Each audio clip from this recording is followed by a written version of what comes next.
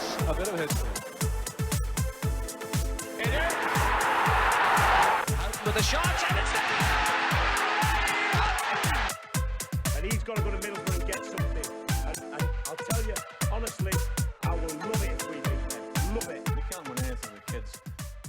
Hello and welcome to episode 5 of A State of Mind Sell the Jerseys, the podcast that looks at football kits, football culture and everything else in between. On this podcast we are going to be looking at kits on camera, football on film, strips on celluloid as we deep dive into the world of football movies. And joining me on this adventure is a man who is a well-kent face to the Axon faithful. He's a music promoter, he's a manager and a podcaster, he's a movie enthusiast and a man who's shared a stage with Nile Rodgers and a studio with Lawrence Connolly. John Paul Mason, welcome to the Pleasure Dome. Great to be here, Paul, and in this fine studio, not the actual studio which is next door. This is where all the memorabilia is, and it's just like an homage to football and film and music. I'd spend a lot more time here if I could. If I wasn't so far away in Glasgow, I would be here a lot more. It certainly is. It really is a lovely spot for today. And GP, as this is a football podcast, kit podcast, at least in principle, GP, what's your favourite Fitbit tops for down the years? Well, I mean, football tops have been kind of part of my life since the first one that I got, which was '88, and that was the reason I got that was because I'd watched the Scottish Cup final with my dad on TV and saw Frank McAvenny score the 2 goals that turned that tie around and won us the cup in the double year, and so for that reason that strip became the first strip that I was allowed to get. My dad got it for me from Sportique in Bathgate, the old replicate box, you know, with the socks and the shorts. Probably was only about 20-25 quid or something back then. My mum wouldn't let me wear it out of the house. She was, you know, like, you can't go out wearing that in Bathgate in the 80s. It was a different place to what it is now, you know. You wouldn't have got in the room at the top with that on it? No. Not as an 8-year-old either? No, and certainly like playing football down the park as well, is every likelihood you'd get targeted by other supporters of other teams. So it was like my secret top, and I wore it in the house and I just loved it. And actually I've got my original still, and it's signed by several members of that team, including Tommy Burns, but I managed to get a hold of one on eBay during lockdown. Actually, I treated myself to this and got it in really, really good condition from Belfast. It arrived, and I won the auction, and it arrived the next day in an innocuous grey bag, you know, Sharpie written address in the front. It wasn't even like carefully sent, you know, but it didn't matter. And I opened it up and I just looked at it and I was like, my God, this is the ultimate Celtic top. Yeah, it's really well. That's actually a really, really well preserved top as well. Yeah. Do you wear it much? What's your? I mean, special occasions. It's certainly not one. I'm always paranoid about washing it. You know, just because you just don't want to. I don't want to inflict any further damage to it, because like I was expecting it to have like nicks and all sorts of, like when I opened the bag, and I was genuinely my jaw was on the ground when I sort of opened it out, and I thought, the badges, you know, you can see the badges in such good condition, which this is total geek stuff, isn't it? But I mean, nice. there will be people that appreciate that, I'm sure. So I mean, that's one, and I guess what else? I mean, I've got a Barcelona away top, which is actually getting framed at the moment, which is the 1995 turquoise away Barca strip. Yep, Romario times. Kappa, yeah. Very nice. But I was fortunate enough to meet Hristo Stoichkov at a charity game at Celtic Park in the lounge afterwards, and I'd brought the top with me specifically to get signed, so I knew I was kind of sacrificing it at that point, and I was like, right, I'm never going to wear this again. But for that moment, and for somebody of that stature, you know, Golden Boot winner, European Cup winner, absolute legend, so he signed it, and that was cool. But I do love this. This is Barcelona home kit, but especially for that on the back. Wonderful times. Yeah, I mean, to see when he came Park Kid. well, I mean that was horrible at Celtic Park when he scored against us. That was one of the most uncomfortable moments in football I think I've ever had, when you just see this guy that you've loved for so long and he comes back in another team's colours. And With his new family. yeah, and I remember when he scored the first goal, he didn't celebrate, but there was a point where he got to the halfway line, and I'm pretty sure Giovanni Van Bronckhorst was in that side as well, and I saw him kind of go like that, and I went, no, so he hadn't celebrated up next to the stand, He runs away. but he did at the halfway line as we were about to kick off again do that. So yeah, Barcelona as well, and what's my other favourite tops? Milan, the Mota, 1991, I think. That was around about the time where, you know, I was really getting into Italian football. I was 11, 12 years old. Football had already become an obsession, and that Motta Lotto Milan top from that time I'm not really a fan of getting these replica remake tops, but I might push the boat out to get one of them, because you can't get them. You can get them online, but they're an absolute fortune. But I did get a Milan top eventually, and that was the first Milan top that I got, which was 99, and I was living in France, and me and some German guys drove along to Milan to see Milan against Udinese. Went to the San Siro, and I was wearing that in the San Siro.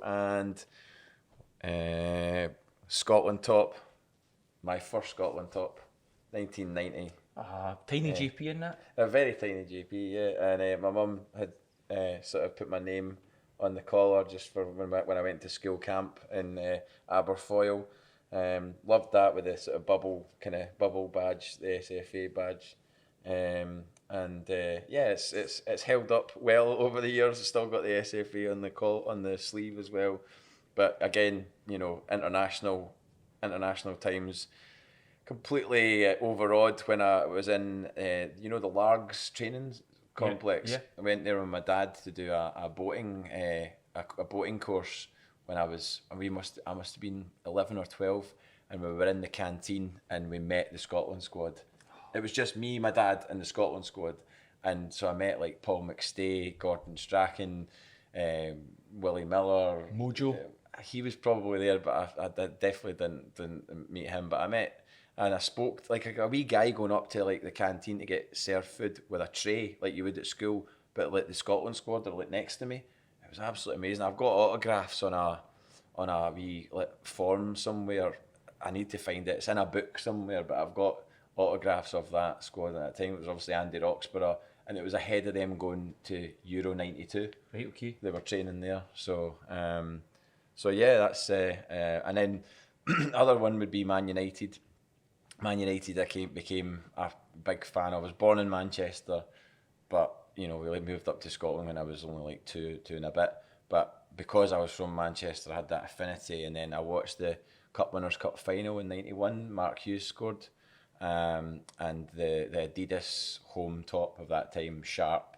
Again, that's another one that I would probably fork out for if I could get an original. That's the kind of last era of the Adidas with Man United as well, before they kind of enter into Umbro in 1992 after that. Yeah.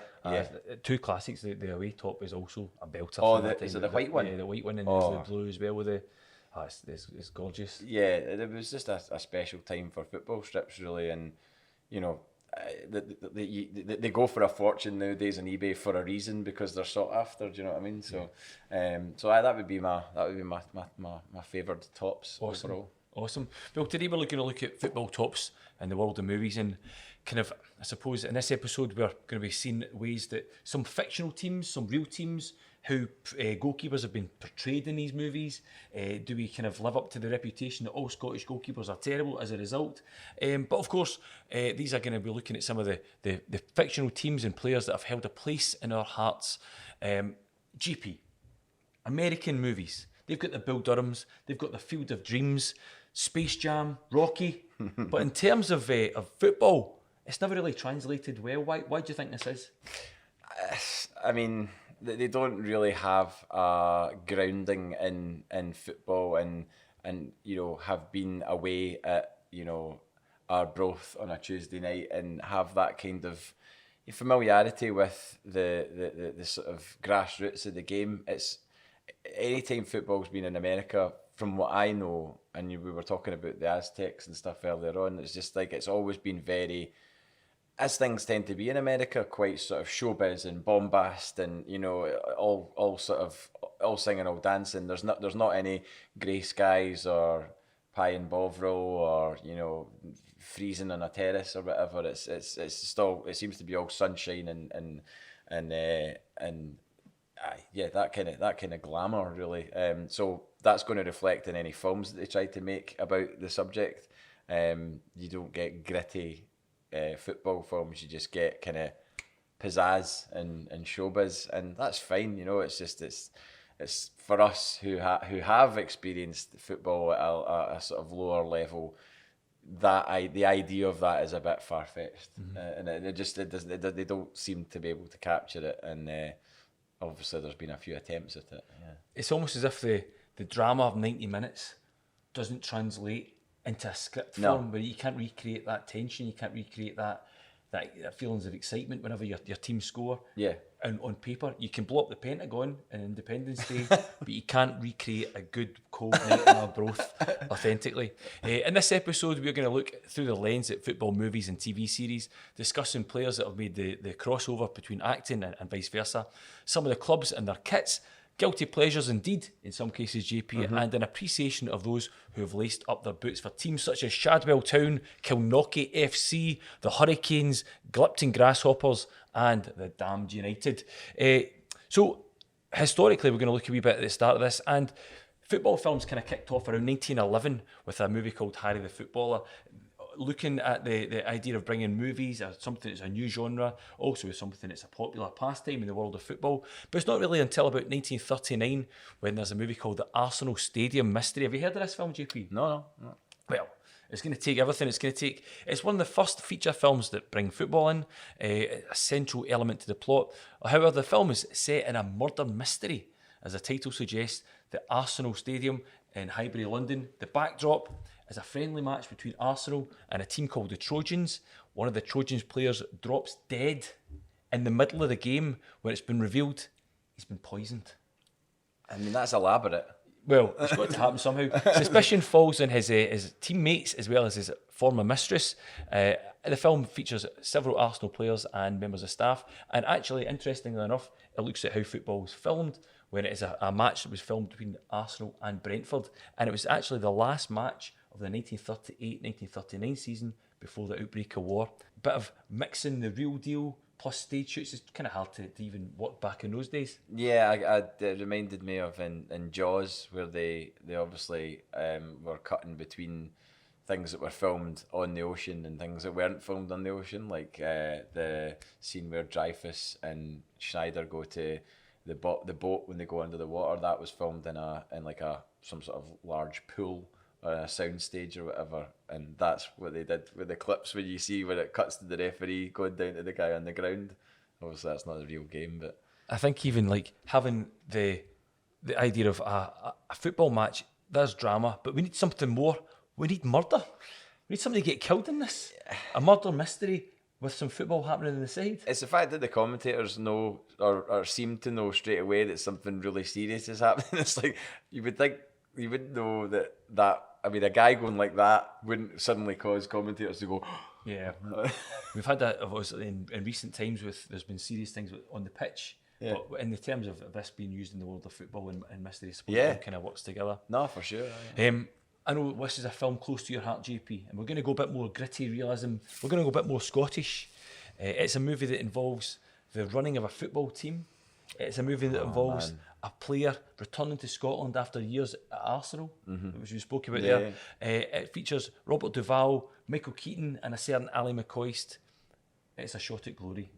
Unbelievable film. I was aware that it was happening and it was being made, and the way that the press was bigging it up at the time. I think it was probably 99, 2000. Was it around about that time? 1999, but wasn't released a bit later on. Aye, because Came out 2002, and eventually. Oh, did it take take long to come out? Right, they must have ran out of funding or something like that.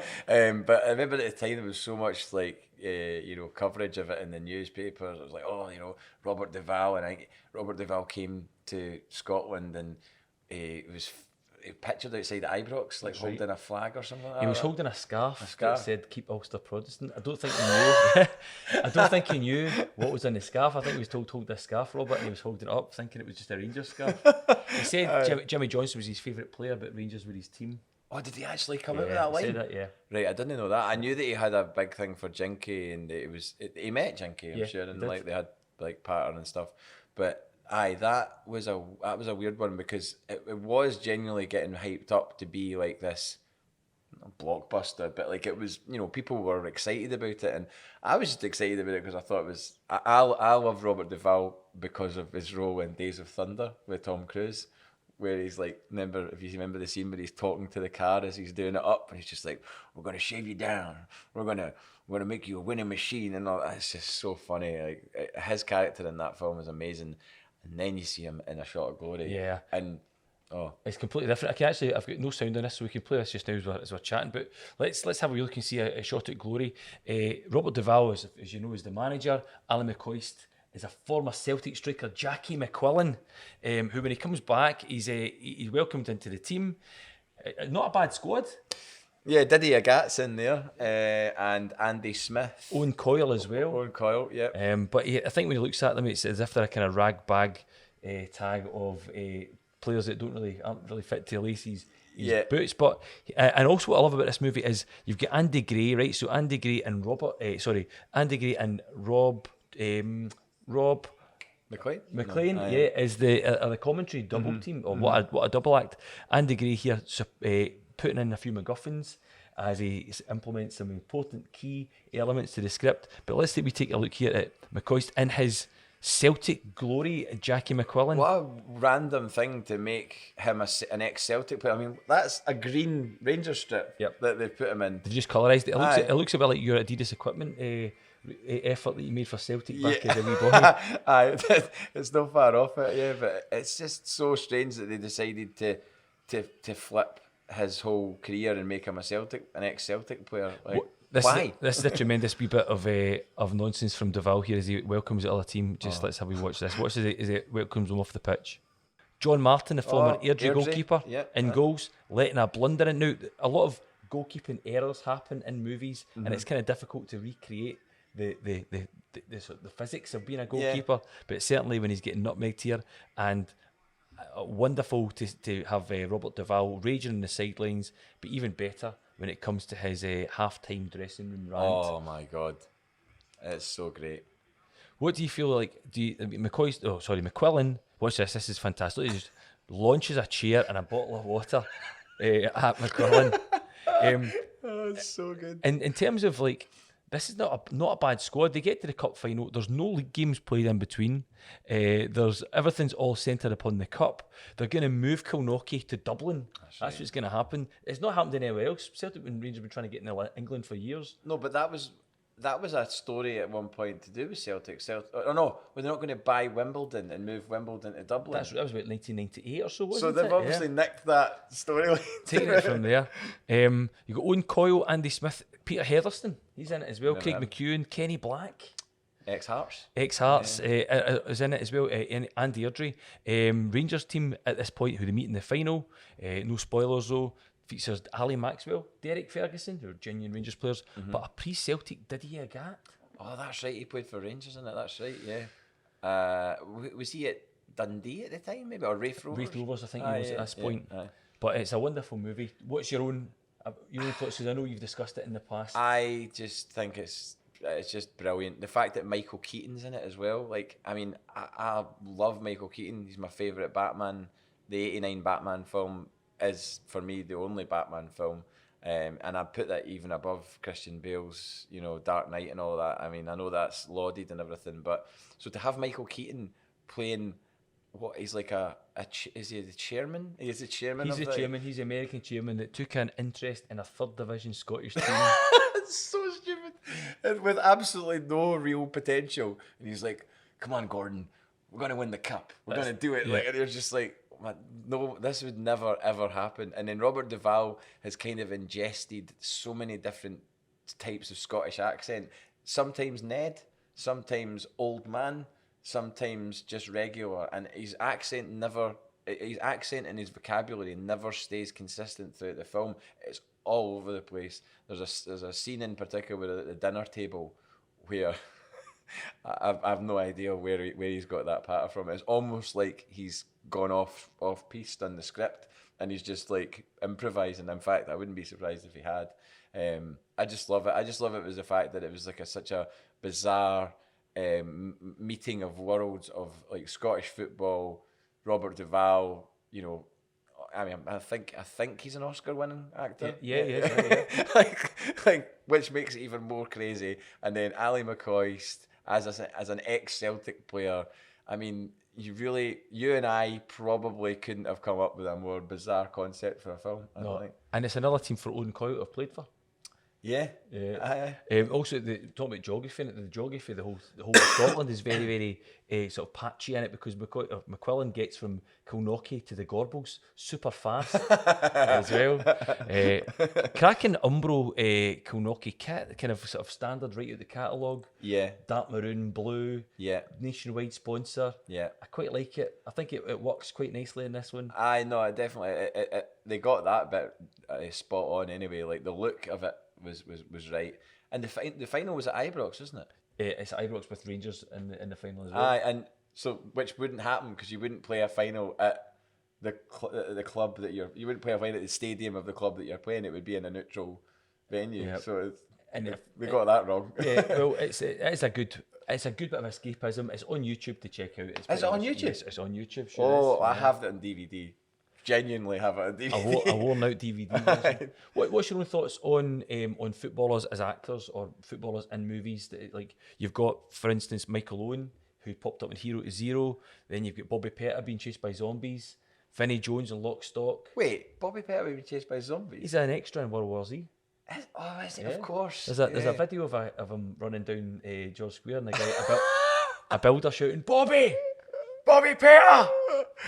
Oh my god, I need to see this. I have no idea that existed. I've hunted for it on YouTube, but it was a Facebook video for a good while. Oh, was it? Now that you mention it, I do remember hearing that he was in World War Z, and I remember Glasgow getting kind of shut down for the filming of that, as it seems to be quite a lot at the moment. There's so many films getting filmed in Glasgow. Michael Keaton's back in Glasgow filming Batman. I heard that, yeah, Batgirl, which is cool. But I mean, footballers in films, you know, it's quite a rare occurrence, and you know, I guess it's much like footballers trying to be in TV shows or things like that as well. It's kind of, you know, it's going to be very rare that someone's going to be able to come across, unless they're playing themselves. Mm-hmm. You know, I mean, there's probably a lot more examples of footballers as themselves. And well, you're a big fan of Looking for Eric. Love that, with Cantona. Yeah, absolutely. That's another strip that I have here, which nice. Cantona wears in the film. This is my original from being a wee guy. So yeah, that's Looking for Eric is a class one. I've only seen it once, and I you know, sometimes I watch a film once and then I don't go back to it for a while. You know, I like to let it kind of distill for a bit before you kind of, you know, repeat the viewing. So I'd like to watch it again and see it with a new set of eyes, because you always like pick up different things and you've learned different things in the time from watching it the first time and everything else. But I thought it was a really heartwarming film. You know, it was really I can't even remember everything that happens in it. You know, it's one of those ones where it's just like, I remember watching it at the time, enjoying it, and the fact that Cantona was in it as well, and he's clearly a maniac, Cantona. I mean, he was a maniac on the pitch, but I love how the things that he does now, like being in Liam Gallagher's video and stuff like that, that was pretty cool, even though Gallagher's a City fan, but he got Cantona in on that. But I loved that, and it's, yeah, footballers don't tend to cross into much. They're quite private individuals, a lot of them, you know, they don't really give away a lot of their personality quite a lot of the time, and it's just like, you don't ever think that a lot of them have personalities, and it's not until they get involved in other things, like maybe TV shows where they're panellists or whatever.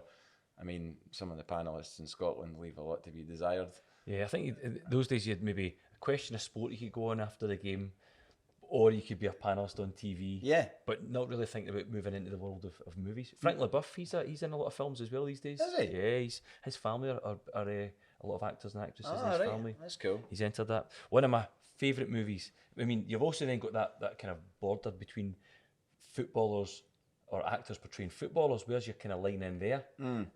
For instance, in this film here, we're going to talk about, which is one of my favourites, When Saturday Comes, which is a movie that stars Sean Bean as Jimmy Muir, a factory worker who, at the age of 36, is located, meant to be in his 20s, is brought into the Sheffield United squad. A meteoric rise to the top, battling demons such as alcohol, the death of a loved one, and a mine shaft cave in, the only mine that had been left in Sheffield by 1996. Grim lifestyle. Absolutely loved it years ago, but I have to ask, if you are a director looking to cast a footballer in your lead, who would you go for? Do you go for an older man, an older striker? Where are you going to get a journeyman striker from? Do you have to cast somebody that looks like a footballer? What would you say if you're trying to cast somebody in your place? I would say you have to get. There's probably lots of journeyman strikers that you could go for that, even if they weren't actors, you could probably guide them towards that in a way. I think if people have got stories to tell, that can kind of come across on camera. If they, even if they're not telling the actual stories of their career, I think if they've lived a life, and footballers, a lot of them have lived a life, especially ones from like the 80s and 90s when there was maybe a lot more going on, when they were allowed to do a lot more than they can now. So, some of the stories you hear at after dinners and all that, Wild. Yeah, it is wild. And so that would probably come across better on screen if they have that kind of experience in the locker. Because, footballers nowadays, they're not doing what they did. It's quite disciplined. Their diets are all monitored and everything. Well, some of them are, and there's definitely a few players in recent times whose diets probably haven't been monitored, especially a certain number 9. But more often than not, it's all kind of like very, they don't drink, they don't smoke, they don't go out. I think if you're creating a 1980s, 70s, 90s film even, then the drinking, the smoking, and everything else that comes with it is kind of what makes part of your character and your script. Totally. Talking about trying to recreate a wet night in Sheffield, and here's an example right here. So you've got the Sean Bean, who's seen as a decent Sunday League striker. Pete Postlethwaite. Pete's all the way, yeah. He's excellent. Yeah. Hey, Jimmy, you're a chat for United. Don't mess it up. The captain That of the jacket, Sheffield, the Umbro jacket. That's wonderful brilliant, Umbro yeah. wear. And he wears this Umbro jacket everywhere. He's sitting about the house on his own one night wearing the jacket. Yes. Whenever Sean Bean goes to visit him, you see Sean Bean's bum as well at one point, even on YouTube. However, here we have Sean Bean, who did have a Sheffield United tattoo, Blades for Life tattoo on him. Emily Lloyd is his girlfriend, with a very unconvincing Irish accent. His father, who he has a terrible relationship with. His actual real life wife playing his sister. She was in Bread. Yeah.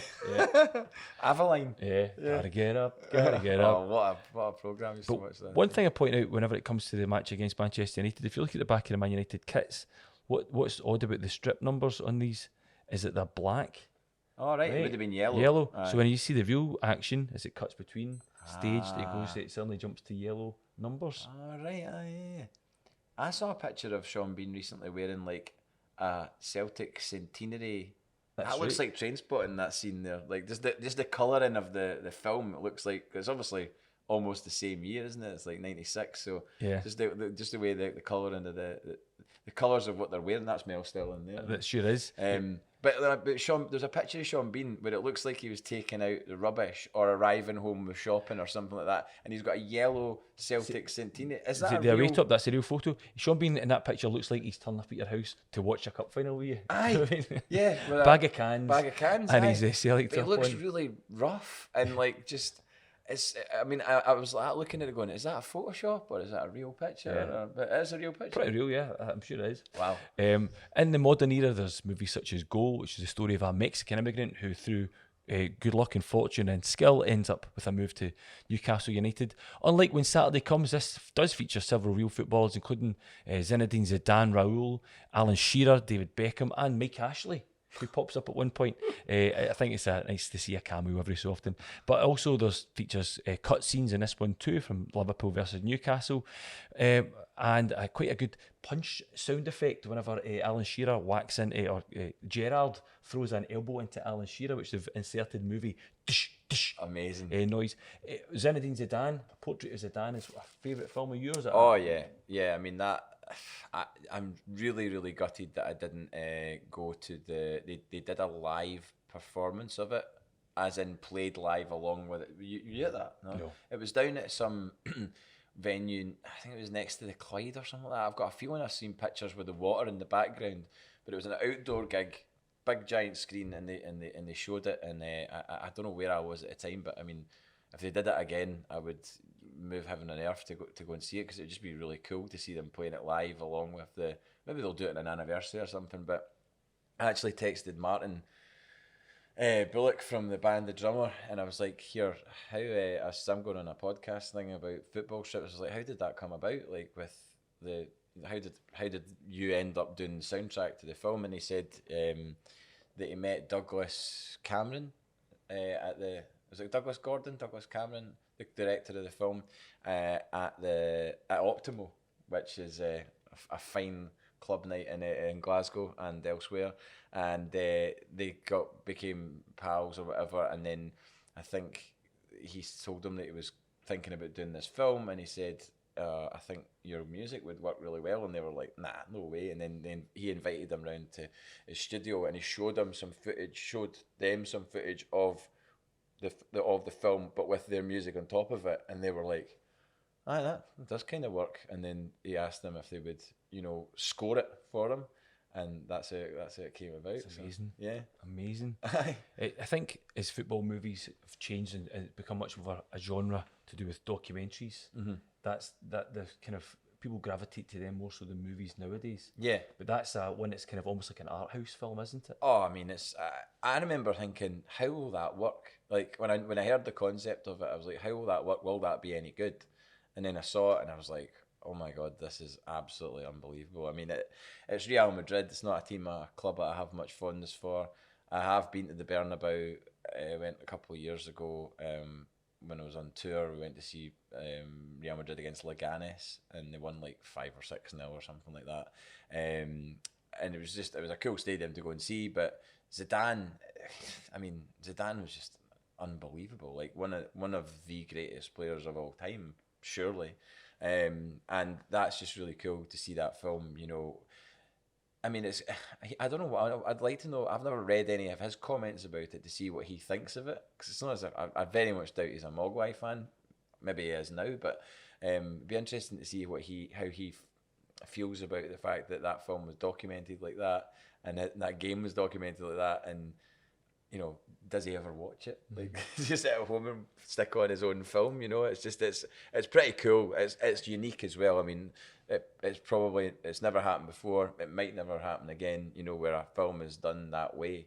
And obviously, I don't even know how many cameras they must have had to do that film. But it's a world away from, the Arsenal film that you showed the clip of, where it's just like stock footage of a game cuts to extra stuff filmed elsewhere, like on a pitch somewhere, but this was actually fully immersive, almost sort of combining the whole pizzazz of America and the way that American films, but doing it as a crossover and making it kind of proper and it's actual football footage, but like you say, dramatized with music, and perfect crossover, really, isn't it? Like, Mogwai are a very kind of lauded and respected band. I can't really imagine anybody else doing that, other than them. It's almost and they're all big football fans as well, all Celtic fans, and it's I think they're very proud of it. Fantastic. JP, I must ask you this. I only found this through my research. Have you ever seen a film called Yesterday's Hero, written by Jackie Collins and featuring Ian McShane, a young Lovejoy? Oh my God, I haven't, but I tell you what, purely from the Reeves and Mortimer pastiche of Lovejoy, which you'll be familiar with, me and my friend we will always drop Lovejoy into a kind of a jokey conversation that we have, and Ian McShane, what an absolute legend. This is actually a genuinely good movie. Yesterday's hero featuring Ian McShane is a screenplay written by Jackie Collins. It's really well shot. It's actually directed by a guy called Neil Leifer, who is the photographer famous for the iconic Muhammad Ali Sonny Liston photograph. Oh, yeah. He worked on Rocky the year before and then starts filming this movie. With Ian McShane. With Ian McShane. Ian McShane stars as Rod Turner, loosely based on George Best to some extent in terms of womanising and drinking. 1970s Admiral Glory strips, man. Paul Nicholls is the pop star owner of a third division side called the Saints, who signed Turner on their way to Wembley in the FA Cup. Most of the actual FA Cup footage is shot from Nottingham Forest against Southampton in the League Cup final 1979, but it's full of cliches. Ian McShane is kind of fallen in hard times. He's still got that magic. He sleeps in in a one room bed set in his clothes, gets up, goes straight to the working men's club, sinks a pint of lager, drives a bus of kids, underprivileged kids, to a football pitch to play football. It's wonderful. I have to see that. Do you know what? I'm going to get this immediately. It is and YouTube it also is it on YouTube? It's YouTube It as also well. reminds me of it's not football related, but have you ever seen the film Taffin with Pierce Brosnan? Yeah, aye. I mean, I'm getting echoes of Taffin's character. You feel that kind of heart that you're living on the edge. Right, on that kind of note of notable football movies from that time, Escape to Victory. One of the most famous football movies, one that's sort of synonymous with the genre, is John Huston's Escape to Victory. Based in the 1962 movie, Two Half Times in Hell. The movie is a tale of Allied prisoners of war who are interned in a German prison camp during the Second World War, who play an exhibition match against a German military team. It's inspired by the Ukrainian team FC Start, who beat the Germans during World War II. This match was known as the Death Match, and there's been lots of rumours that have happened to what happened to the players after. But it's really, this was a match that was used as a propaganda game. As well as a whole host of international talent, the movie comprises of many players from Ipswich Town, who were at that point one of the top sides in European football. Ipswich Town was certainly a force to be reckoned with in the 1980s. They'd won the FA Cup in 1978 and continued to improve under the guidance of Bobby Robson. 2 months before Escape to Victory's US release in the 31st of July 1981, Ipswich had lifted the UEFA Cup, narrowly missing out on the domestic league title. And they brought in centre players. So basically, they told them, look, we've got there's a film being made. Do any of you fancy giving up your summer and making a movie in Summer? Yeah, and the guy's like, all right, sounds good to me, boss. Whereabouts? For a few bob. Some of the players just thought they'd have background shots of them, but ended up getting full scripts and having to learn lines and be given character names. It's wonderful. But what I like about Escape to Victory, JP, is that eventually the guys dig their way into the changing rooms and say, look, we found a tunnel. The whole thing's about escaping, right? Getting out here. The guy says, look, they're also 4-1 down at this point. And the guy says, look, the tunnel's here, let's go. And Russell Osborne turns around and says, no, I think we can win this. Oh my God, I've not watched it for years, but I totally know that moment. Yeah. You know, certainly Sylvester Stallone also as the goalkeeper in this team. Hatch, who spent most of the time trying to get that escape tunnel, he also is like, you know, about to leave, about to go, but it comes back and becomes part of the team playing in goals. He's recaptured, and Michael Caine, in his role as the kind of manager, has to convince the Germans, look, let him in the team because our other goalkeeper's got a broken arm and he's the main guy. I tell you what, like, we were making a kind of making light of the fact that Robert Duvall and Michael Keaton were in Shot at Gory, but Michael Caine was in this film. Yeah. Like, and you know, here, as we see, you know, with this bit, we've got like Michael Caine, you got Max von Sydow, who's like Ming the Merciless. He's playing the Nazi commandant. he was in Exorcist as well. He was, yeah, he certainly was. Pelly and his character Fernandez, he's got a broken arm, but he wants to come back on. Michael Caine's like, he's back on, get him back on, right? Pelly comes back on and then scores a wonderful equaliser, as we're going to see in a wee second here. Everyone's cheering him on with the I suppose the move that was almost synonymous with Pelly, the overhead kick, and this is it, and repeated glory. Aye, I mean, how many times did they show it? I mean, enough for it to become ingrained in your head, in your memory. And I mean, oh yeah. Beautiful balance, eh? But look, he's leaning on that arm and the whole team jump on his broken arm. So they pulls it back to 3-3 with this one. And then afterwards, only moments later, in the last couple of minutes, penalty Nazis. I mean, it was always going to be in the script, wasn't it? Yeah. I mean, having watched the penalty, it is Ozzy Ardiles' fault. He does ridiculous challenge, gives it away. He should have known better at that point, I think. But, you know, do you think what's the most Hollywood goal you could get? Is it the overhead kick? I mean, probably. I mean, the scorpion kick seems to have taken on a bit of a sort of new appreciation. Like, there's people going nuts over that guy, Riley McGree, scored the scorpion kick, and that was why everybody was getting excited about him signing for Celtic. But the overhead kick for me, that film, I remember watching that film when I was a wee guy with my dad.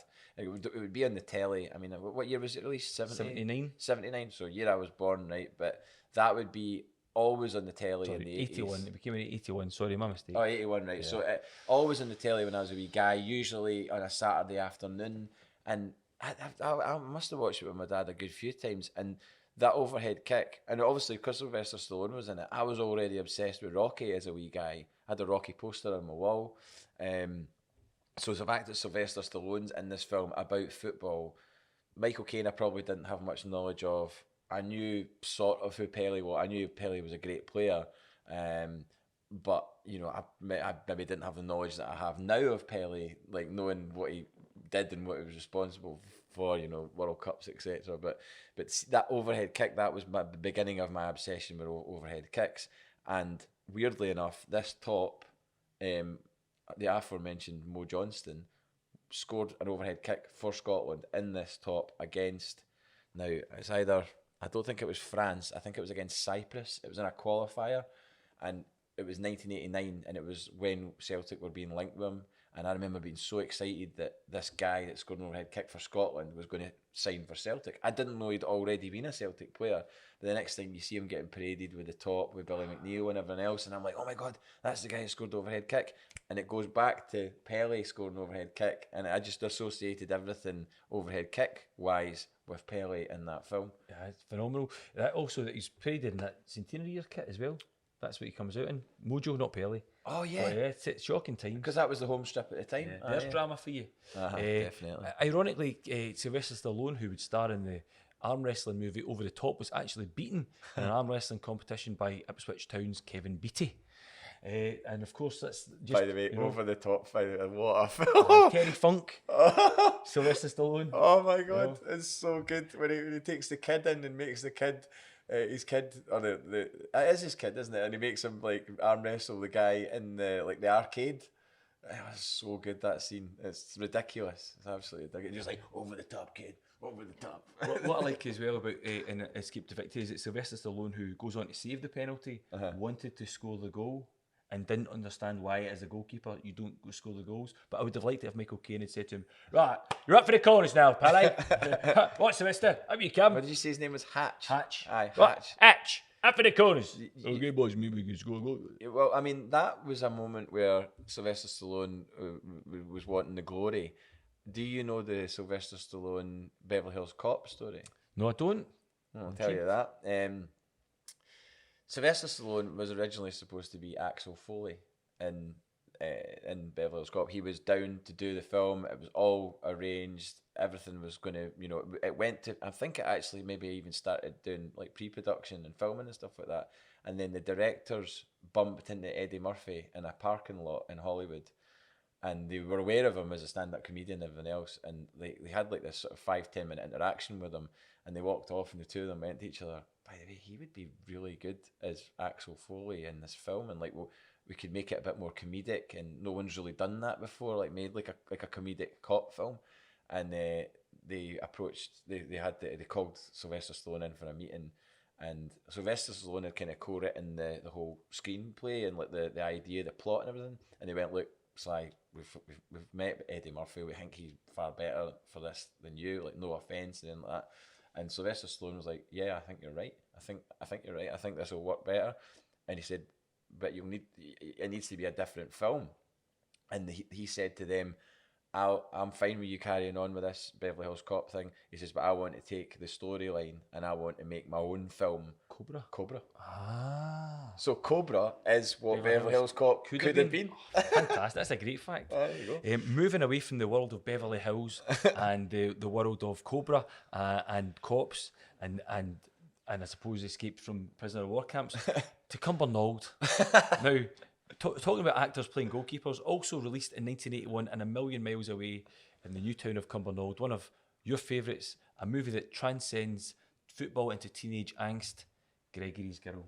Unbelievable film. Again, another one that was always on TV and I would watch when I was a wee guy, and you know, it was the fact that it was in Scotland as well, and you could totally identify, even though it was a bit before my time in terms of the fashion and maybe like the look and everything else, because it was obviously, is it early 80s? I can't remember. 1981. 81, right? So some cracking Umbro kits as well in there too. I mean, you remember being at PE and playing football in an Ash Park, you know, like that. There's other people that would watch this from other parts of the world and not have any relation at all to this. But I mean, there was obviously the female element to it as well. I mean, there was no denying as a young impressionable male in the sort of mid to late 80s in West Lothian, there was an attraction there to the main character, and you know, the fact that she could play football as well was like that's a double dunter. Some great Umbro diamonds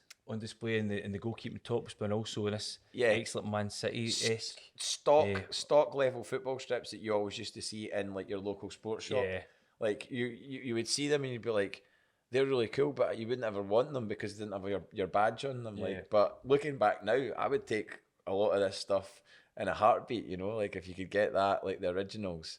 The black and red one especially is class. Very much of its time as well, isn't it, Gregory's Girl? There's, you know, it's whilst young people now in different countries try to be almost this kind of emulating other cultures, I suppose, like America, feels so Scottish, doesn't it? 100%. And see the school where it was filmed, they knocked it down maybe about 3 or 4 years ago, I think. And I found out that it was getting knocked down the week that it was getting knocked down. And I was just so busy with work. My intention was to go out and see it. I wanted to see it with my own eyes and just maybe take a few pictures or a video of it. And I just never managed to. It was obviously not far from Glasgow, but I just never managed to get out to it. And then they tore it down. So it's gone forever, that school. And again, my mum was a teacher. She taught at Graham High in Falkirk. And there was something about that school that looked really like the old Graham High, and you know, it was just all these things are like, you know, and you know, when you can relate to something so well, and you're seeing it on film on screen, it's quite amazing, you know. I think in Gregory's Girl too, they use football as a vehicle, but it's like the football scenes are great in it, but also there's just so much else that everyone can relate to.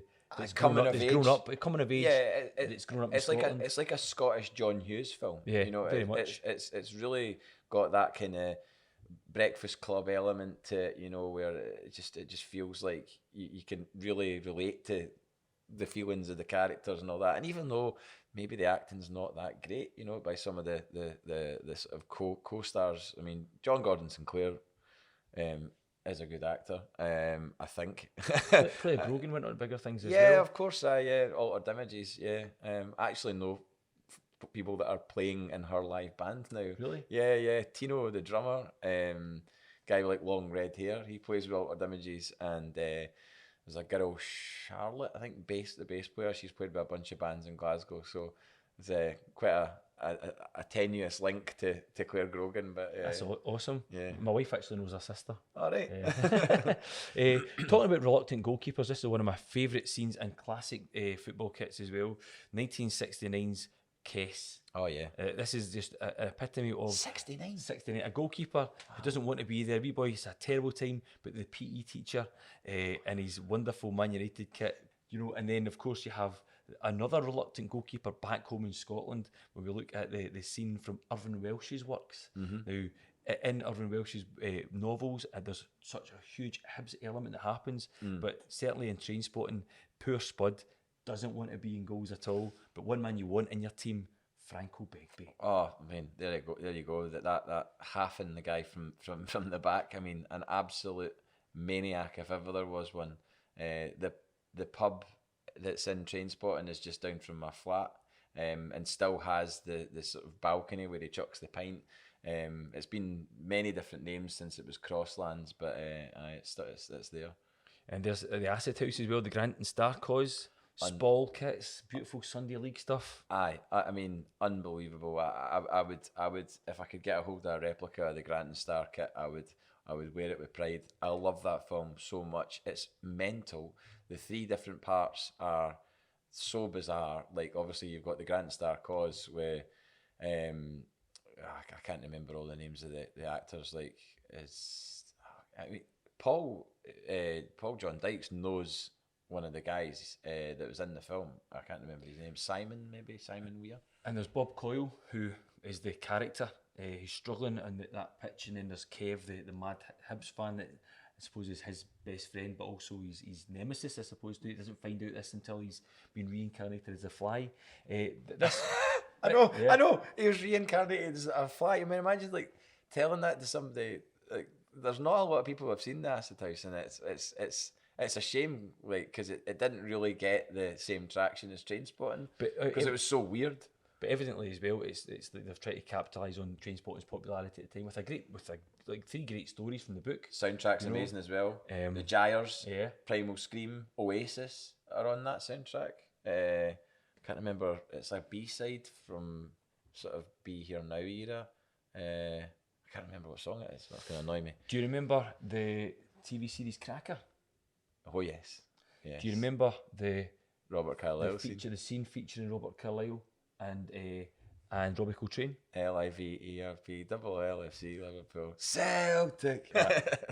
So Robert Carlyle in the TV series Cracker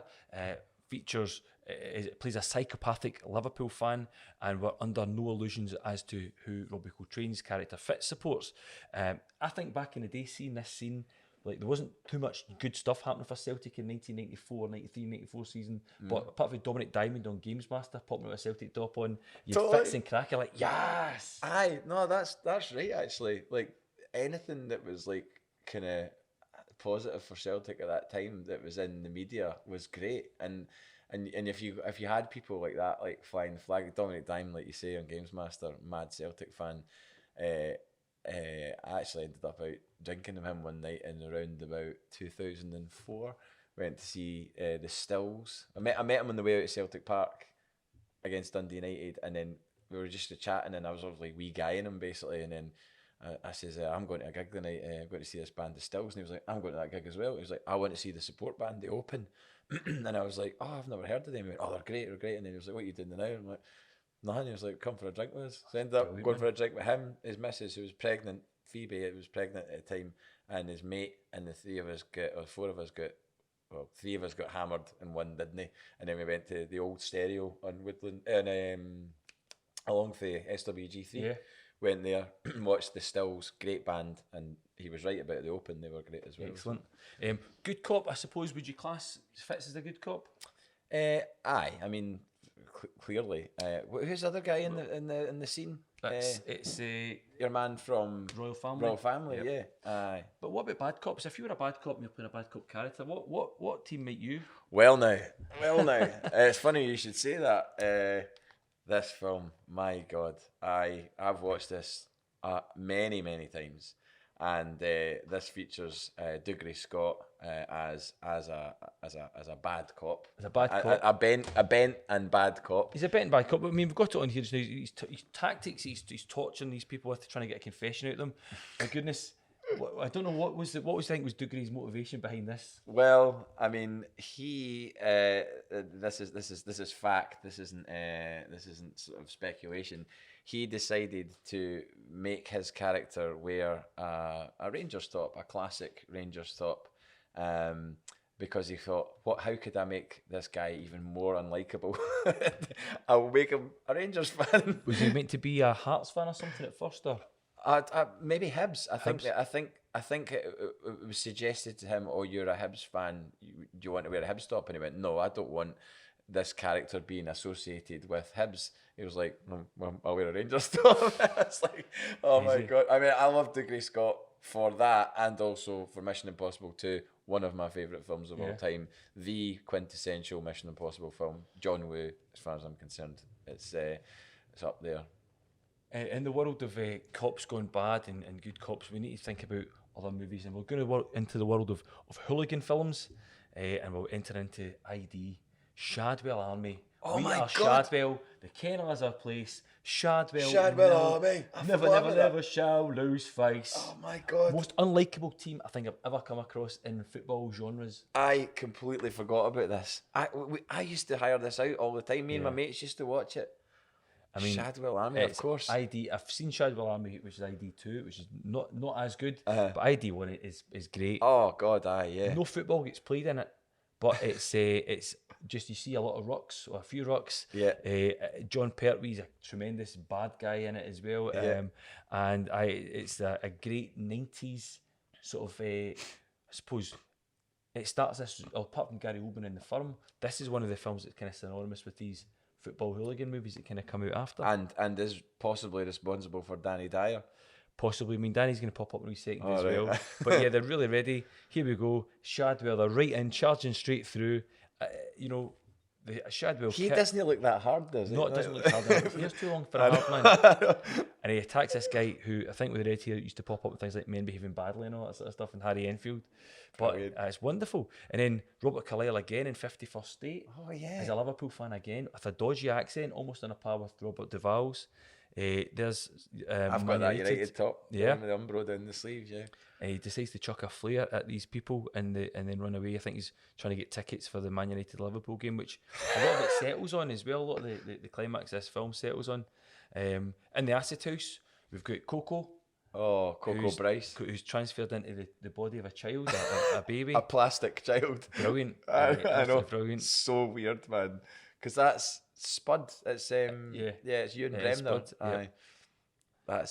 And then that's got Martin Clunes from Men Behaving Plays the Badly. dad, yeah. And then you get movies in the modern era like Away Days, Football Factory, Green Street. I haven't seen Away Days actually. Not seen it. Not too bad. Is it alright? But Tranmere fans, but a lot of the aesthetics don't feel genuine 80s enough. That's the only thing I'd say, which is it's hard to replicate. Really, is hard to replicate the 80s age totally. Oh yeah, Green Street. Yeah, I've seen that. Aye. Another dodgy accent in that one as well from the brother. This yeah. Is that Elijah? Elijah Wood. Elijah? He's genuinely American, but Yeah. I don't. What happened to the place? Spurs were in town. Jeez, oh man. Oh man, that's weird how that became a thing, isn't it? It's just like what have people not had enough of? Hooligan movies. Yeah. Let's make another one. Yeah. Who do you think's the best firm? Would you go for Shadwell? Would you take someone else? Who's your choice? The best firm. I would. I don't know. I would want to hang about with the guys for the acid house. Like that guy, you know, the guy, the character that goes in to the pub, and it's Pat Stanton that's at the bar serving him. He's just like, aye, kick about down the park, with the nets and all that. It was like a proper Scottish Cup final, The Grant Star, yeah, that's fair enough. Yeah. He's pretty hard, that guy. Yeah. Like, and you can tell that the level of game that they're playing in, like they're all absolutely mental, like those guys. I met him in real life about 5 years ago because he was doing a play about the Lisbon Lions. Oh, was I he? met him in the street because they do a wake song in that play. Oh, that's cool. I was chatting with him about it, but and also brilliant in that movie as well. Oh, aye. I mean, in Shadwell, that they're fighting with Tooting and fighting with other teams as well. Then you've got like sort of Millwall and West Ham and Green Street. Coco Bryce just being a general football thug, but a place that is devoid of rucks and casuals, but full of drama is the 1980s and 90s kids TV shows, and we can't talk football without this one. And it's Jossie's Giants. Wow. I mean, an absolute staple of my childhood. I remember in the 80s and like being at my grand's after school and just putting on kids TV. And when that was, it was like the glory golden era of kids TV. I mean, I don't even know if there is kids TV anymore. I mean, I know there's like entire channels dedicated towards it, but like for that hour, from like 4 o'clock to 5 o'clock, or maybe an hour and a half, like 4 till half 5 until news round came on. There was just like these staple TV shows that you watch, and Jossie's Giants was like, so I was obsessed with it. Like I watched it all the time, probably seen all the episodes of Jossie's Giants. Not that there would be that many. I think it was only 10. No way. I think there were 2 series. That's like Faulty Towers, where you think there's loads of Faulty Towers and there's not. Yeah. But right, okay. So I've definitely seen all of that, and again, it was like football on TV. You're like, wow, that's probably my first association with seeing football on TV that wasn't actual football. So the 1980s classic kids TV series there, written by darts legend Sid Waddell, a team of young footballing misfits, the Clipton Grasshoppers, who were managed by ex-Newcastle ace Jossie Blair. Celtic player Pat Crerand was an advisor to the show, and although it featured more drama than football, it's certainly a part of our youth, JP, and I think at a time like getting into football, it really was just wonderful to see it on the small screen on a CBBC on a Tuesday afternoon. Yeah, totally. I mean, that at that point in my life, football was just starting to completely and utterly take over. They must have repeated that a lot, because if there's only 10 episodes, like you said, that's definitely been that wasn't just shown once and then it disappeared. Like that was repeated many times, I think, on whether it was, you know, midweek TV or whether it was like early morning on a Saturday or a Sunday. It was definitely on more than just the once. And you know, at that time in my life, I was like obsessed with football stickers, and you know, Celtic was becoming a thing, and you know, obviously going to my first game in '88 and everything else, and then yeah, Jossie's Giants was just like, you know, a firm fixture in my TV watching life. In TV watching life as a kid, we need to give a wee nod to the Hurricanes, managed by Jock Stone, produced by DIC Entertainment and STV. Did you ever get the chance to watch about Hurricanes as a 12-year-old?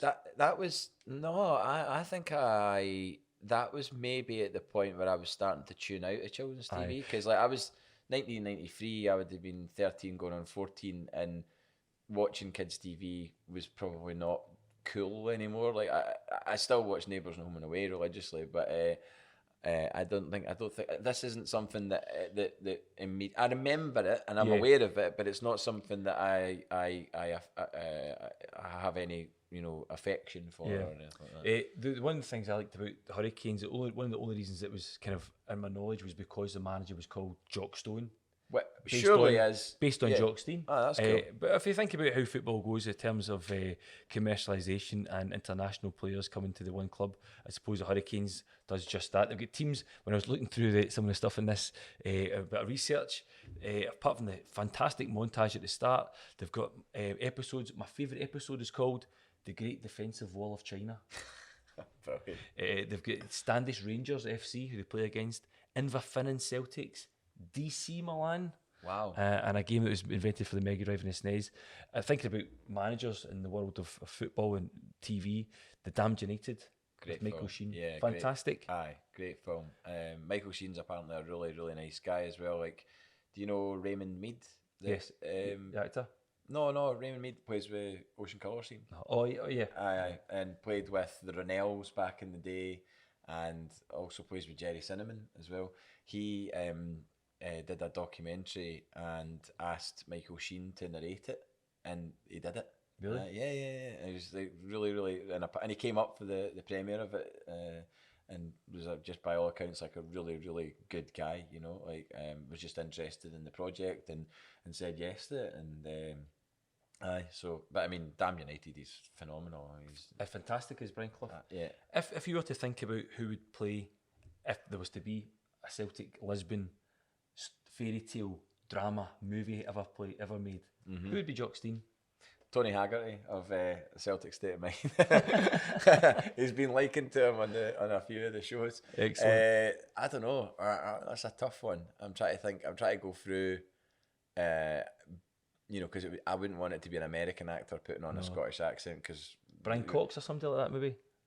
Aye, that's Someone a that's good. a bit of gravitas. That's a good show. It has to be either at the very least somebody English or Irish, or at best Scottish, but not. But I wouldn't want somebody trying to be like Robert Duvall and a shot at Can't glory, happen. trying to get Scottish a Scottish accent. So it's almost as if that story of Lisbon would be too far fetched for a Hollywood movie. When you look at some of the scripts that you see in the 30 guys or 11 players from the 30-mile radius of Glasgow winning the European Cup against all the defensive greats of Inter Milan. Have you been to Lisbon? Have you been? I've not had the chance. I tell you what, see, going to that ground I just wandered in one day. Like I was there.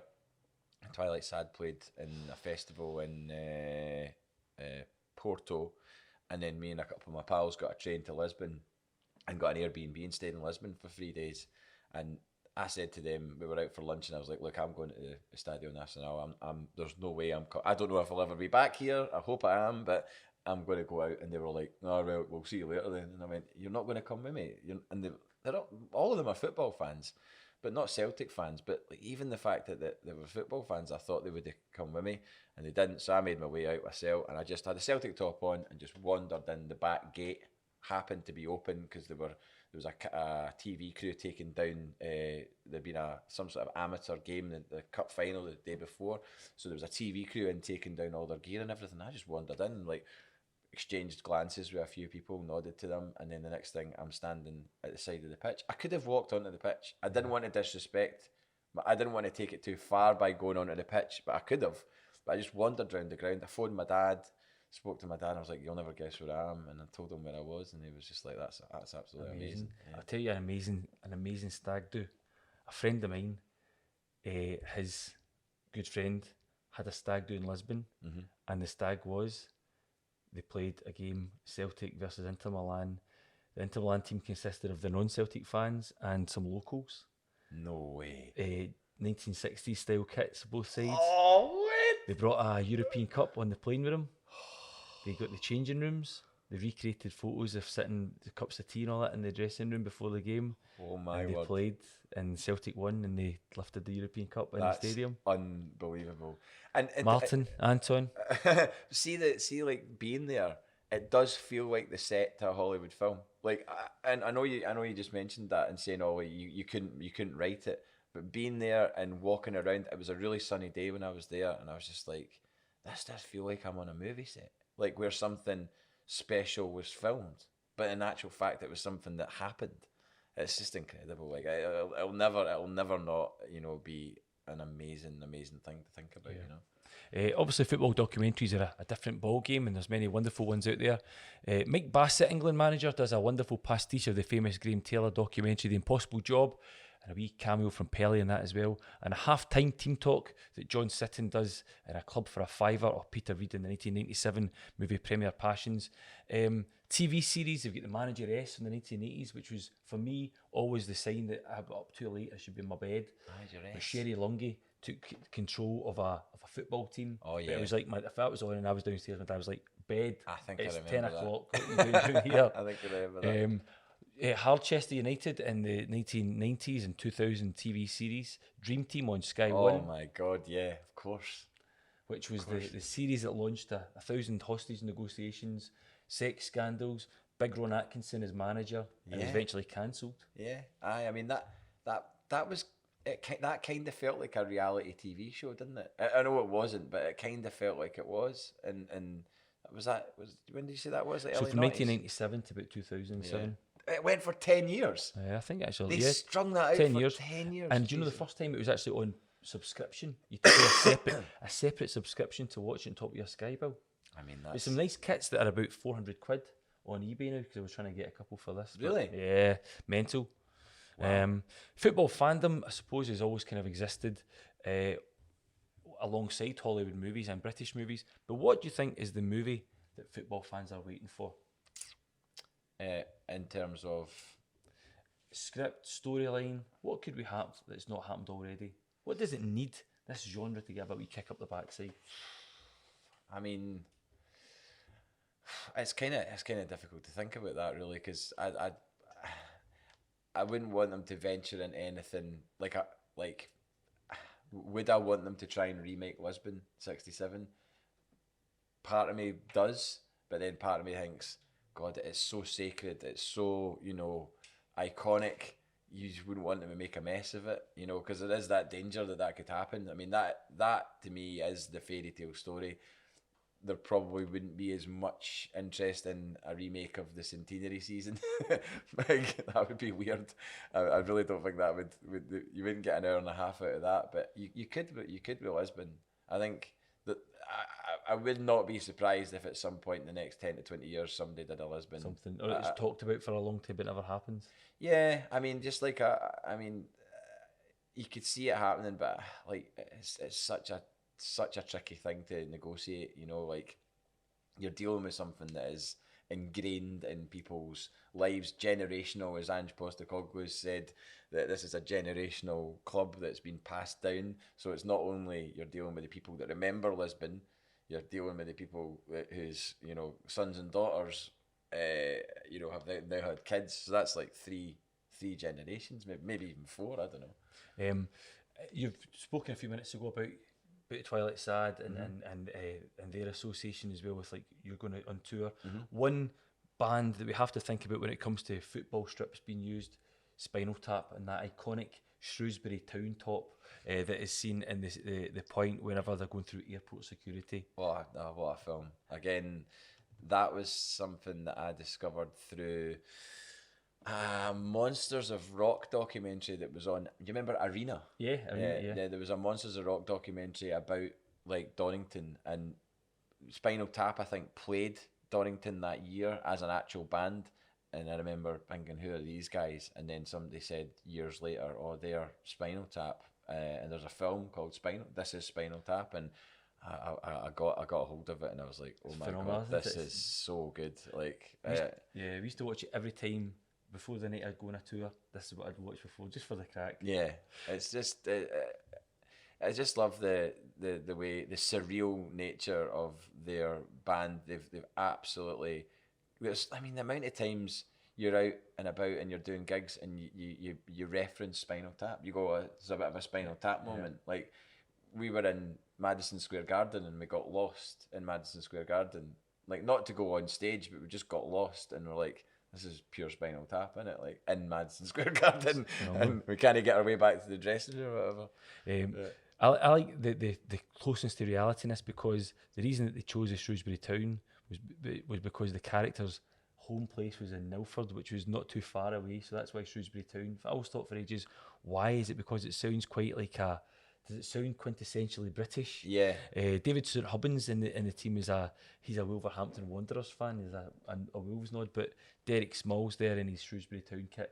He's wonderfully attired, and it's also very rare to have seen an adult-sized football kit around that time that had been, you know, for general release. Yeah. Great to see. I guess so. Yeah. I mean, I mean, all the stuff that they have done as filmmakers. I mean, stuff like A Mighty Wind and Best in Show, they're Waiting for Guffman. Like, they're all just really great. And I didn't realise Christopher Guest was a lord. You know, he's a lord. Is that right? Yeah, and he's married to Jamie Lee Curtis. I knew about the Jamie Lee Curtis link. I had no idea. I found that out about a month ago, and I was like, "What? That's insane." Where's he the Lord of? He's like in, I don't know. It's like in the House of Lords. Really? Like, yeah. He's I have no idea what the hell's going on there, because it seems like an elaborate joke, really. Because, like, you know, you see the humour in their films, and that's what he does. But yeah. Fantastic. GP, as we kind of come to the end of this episode, it's time to pick or choose players for your dream team. Mm-hmm. Football players from films. Who's your starting 11? Who's your manager? What kit are you wearing? What cliches are you having?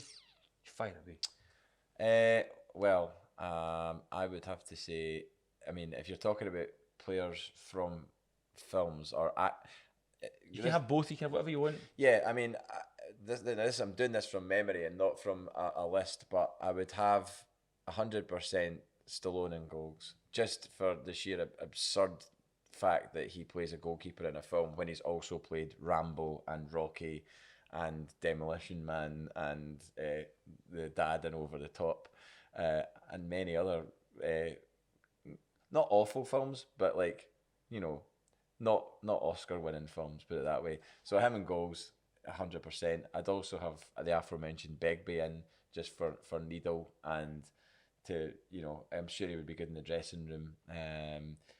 Cantona, 100% one of my favourite players of all time.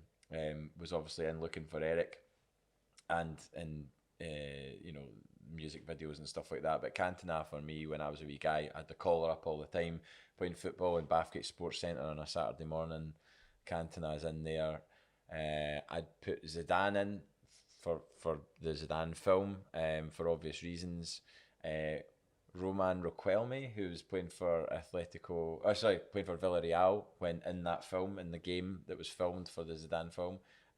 He was always linked with Celtic. I mean, there was chat of him coming to Celtic, never happened. Who else? I'd have Diego Maradona from the Diego film. That film is phenomenal, unbelievable film. Like, I can't. There's been a few people recently who I've spoken to and said, "Have you seen that?" And they're like, "No, never seen it." I'm like, how have you not seen that film? It's one of the best things I've ever seen. Do you know, like, see movies where we've talked about some of the football films that have been football movies about football. They lack that authenticity that you get in the Maradona movie, in the Zidane movie. They're totally different sort of lines of art, I suppose. Totally. But both equally existing in their own world. But the Maradona movie's phenomenal. The scenes when they're in the dressing room and they're all singing that song. I can't remember the lyrics, but it's like, "Hey, mama," you know. Maradona's in it, yeah. I saw Maradona, and you know, and he starts singing it with him, and like, how have they got this footage? This is unbelievable that they have this footage. It's like, you never think you'd see that. And then, is it Ciro Ferrara that's the captain, and he's like really emotional about the fact that Napoli have won the league and everything, and because they're considered the sort of scumbag team of Italy, and you know, ridiculed by your, you know, Inter Milans and your Juventus and Lazio and everyone else. So that's so cool.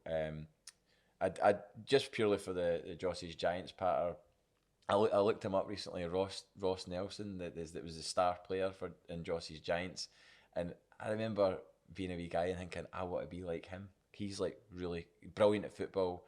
You know, he looks cool. Like probably like dressed well when he's not in his football strip and all that. So him, and who else? Dorothy from Gregory's Girl, 100%. Just again, not as a token female, but just because good player. Yeah, she's better than the boys in the schools. She absolutely embarrassed them. And she was quite wide as well. Like, she had like pretty good patter. So I think she'd hold her own in a dressing room with Begbie and Cantona.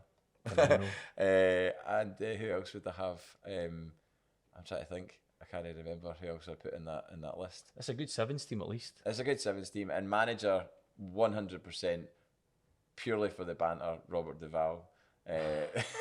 Just to see, I'd like to see Robert Duvall as Gordon in that film, try and deal with the characters that I've just given him. Like, McQuillan getting that side as well.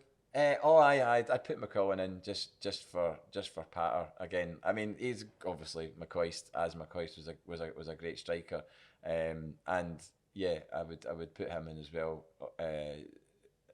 Mainly to have a pet in the dressing room for Duvall, at least to have some sort of sounding board to work with. But that would be a fun team to watch. Phenomenal. Folks, it is now time to say goodbye and to thank my guest John Paul Mason for coming onto the show.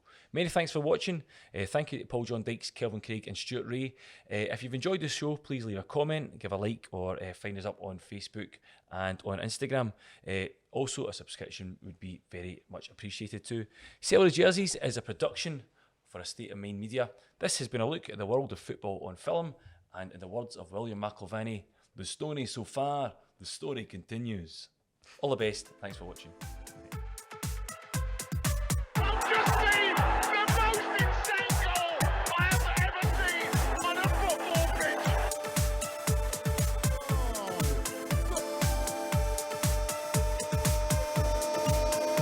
Is this a bit of history? It is. Out with a shot, and it's there! And he's got to go to